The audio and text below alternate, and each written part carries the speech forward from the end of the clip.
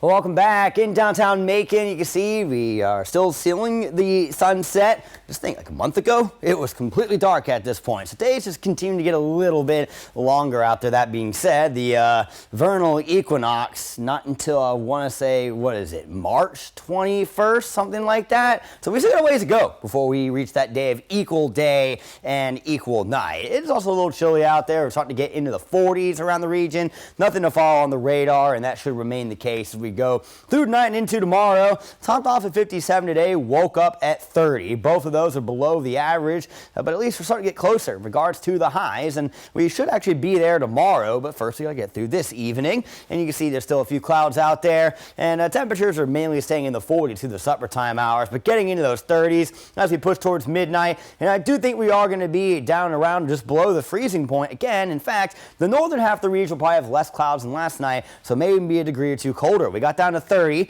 We just talked about that, so going 29 for tonight with the wind out of the west-northwest, rather gentle, around 5 miles per hour. We're mainly seeing right around freezing for those of us who are west of Interstate 75. Those of us north of 16 and east of 75, we're largely in the 30-degree, upper 20s ballpark, and then above freezing for most of us who are south of I-16. And cloud cover might be a little bit thicker here, but when we do get to the model that comes up and shows rain in the southern parts of the region, trust me, you won't be seeing any of that tonight. It'll hold off until we get into Saturday morning. So, continuing this slow warm-up process, as tomorrow we're finally going to be right around the average for this time of year, and then on Friday, after this high pressure moves through and the wind comes back from the south, we should get back into the 60s. So that'll be above the average for this time of year. But the clouds come back on Friday night, and Saturday's looking kind of like a washout, just a lot of rain throughout the day, showers lingering Saturday night, potentially into early Sunday morning. We're not expecting any severe weather, but it is going to be icky. So if you have plans to usually do Saturday and you can move them,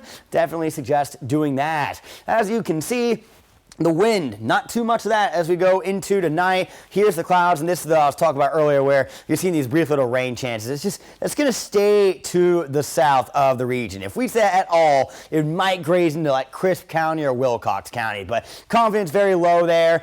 Temperatures getting down towards freezing by tomorrow morning, and now that wind starts to pick up as we go into our Thursday afternoon. So it does get breezier, west-southwest, 10 to 15 miles per hour sustained, gusts 20 to 25. Then tomorrow night will be the final night of the work week where we get down towards that freezing point heading into Friday. Notice the wind backs off, shifts a little bit towards the west-northwest, but with high pressure moving through early Friday, I think that by about 1 p.m., that wind ought to be out of the south to allow us to warm up into those 60s as things are going to start to get a little muggier heading into the weekend. As mentioned before, we are not worried about severe weather here. The map is blank. If it wasn't, that would be an issue. So we love the fact that that's blank there. 59 for the high tomorrow. We'll check the rest out in 10 seconds.